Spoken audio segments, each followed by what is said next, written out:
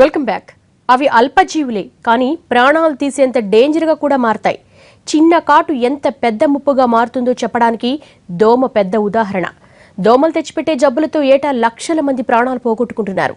ప్రజల ఆరోగ్యాన్ని తీవ్రంగా దెబ్బతీస్తున్న అతి పెద్ద మొండి సమస్యలకు దోమే కారణమని చెప్పక తప్పదు.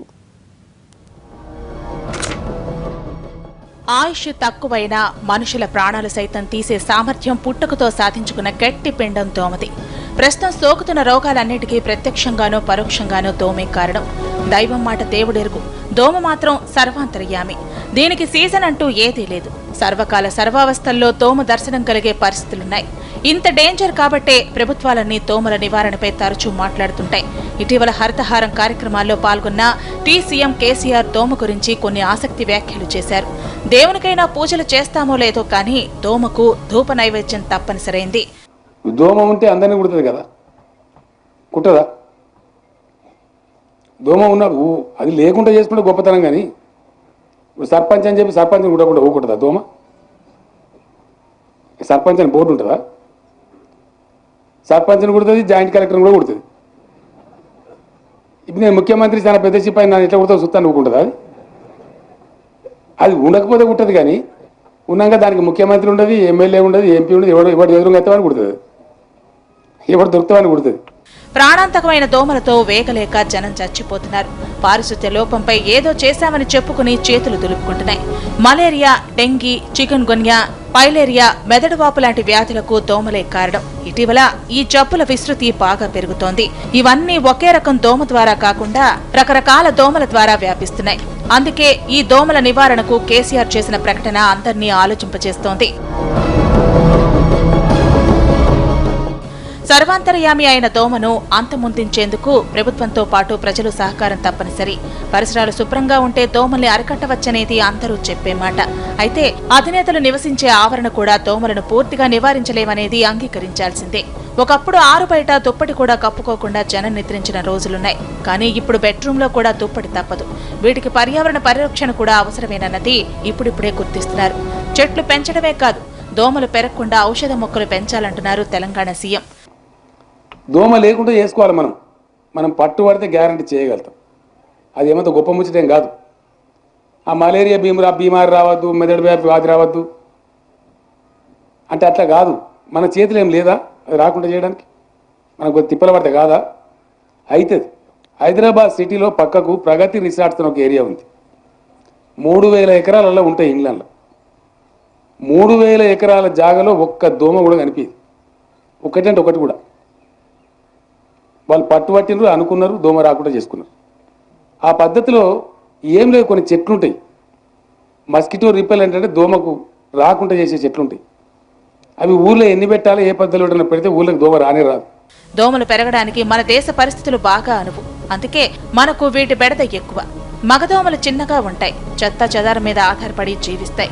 ఆడదోమలు పెద్దగా ఉంటాయి. ఇవి గుడ్లను పెట్టడానికి శక్తి కోసం మనుషులను, జంతువులను కుట్టి దాని ద్వారా రక్తాన్ని పీల్చుకుంటాయి. ఈ సమయంలో అవి తడి కోసం వాటి లాలాజలాన్ని వదులుతాయి. ఈ లాలాజలంలో వ్యాధికారక క్రిములుంటాయి. కుట్టినప్పుడు ఆ క్రిములు మన రక్తంలోకి ప్రవేశించి దశదశలుగా వృద్ధి చెంది జబ్బుల్ని తెచ్చిపెడుతున్నాయి. జబ్బులు తెచ్చే ఈ దోమలను అడ్డుకోవడం ఎలా? స్ప్రేలు, పొగలు, మందులు ఎన్ని వాడినా వీటిని అడ్డుకోవడం సాధ్యం కావడం లేదు. అయితే వీటిని ఆపడానికి మంచి మందే ఉందంటున్నారు పర్యావరణవేత్తలు. కొన్ని రకాల ఔషధ మొక్కలతో దోమలను అడ్డుకోవచ్చని పర్యావరణ నిపుణులు చెబుతున్నారు. దోమల నివారణకు సిట్రునిల్లా లాంటి గడ్డి జాతి మొక్క ఎంతో ఉపయోగపడుతుందని నిపుణులు అంటున్నారు. గడ్డిలాగా విస్తరించే ఈ మొక్క నుంచి వచ్చే ఒక రకమైన ఘాటైన వాసన దోమలను తరిమేస్తుందట. ఇళ్లలో రసాయనాలు, పొగలు వాడి వాడి విసిగిపోయిన వారికి ఈ మాట సంతోషం కలిగించడం ఖాయం. ఈ మొక్కను సిట్రోనెల్లా అంటారు. ఇది సౌత్ ఏషియాలో ఎక్కడైనా పెరుగుతుంది. ఇది జనరల్గా మస్కిటో రిపెలెంట్గా యూజ్ చేస్తారు.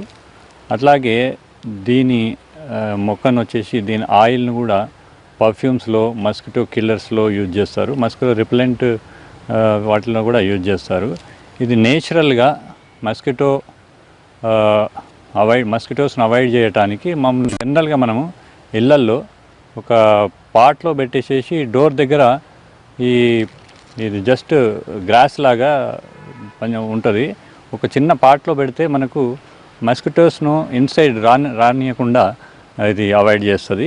సింఫోనీ అనే మొక్కలో కూడా ఇలాంటి లక్షణాలున్నాయంటున్నారు. మొదటి నుంచి వీటి సాగు ఎక్కువగా చేస్తే దోమలను అరికట్టవచ్చునంటున్నారు. తులసి మొక్కలోనూ దోమలను తరిమేసే గుణం ఉందట. అందుబాటులో ఉండేటటువంటి ఈ మొక్కలను ప్రత్యేకించి సెట్రల్లా, సింబోపోగాన్, ఈవెన్ ఆసిమం తులసి మొక్కలను కూడా నైటు మనం పడుకునేటటువంటి గదిలో ఆ తొట్టిని పెట్టేసేసి మళ్ళీ మార్నింగ్ ఎర్లీ అవర్స్లో 4:30కి సూర్యకాంతికి ఆ కుండీని తీసుకెళ్ళి పెట్టినట్టయితే ఆ దోమలను మనము ఈ రూమ్లో నివారించడానికి ఆస్కారం ఉంది. సింబోపోగాన్ మరియు ఈ ఆసిమం ప్లాంట్, దీంతో పాటుగా ఈ మిలియా అజల్డక్టా, ఇవన్నీ కూడా దోమల నివారణలో ఉపయోగపడేటువంటి మొక్కలు. దోమల బాధకు కాయిల్స్ కెమికల్స్ తో తయారు చేసిన మ్యాట్లు కాల్చక తప్పడం లేదు.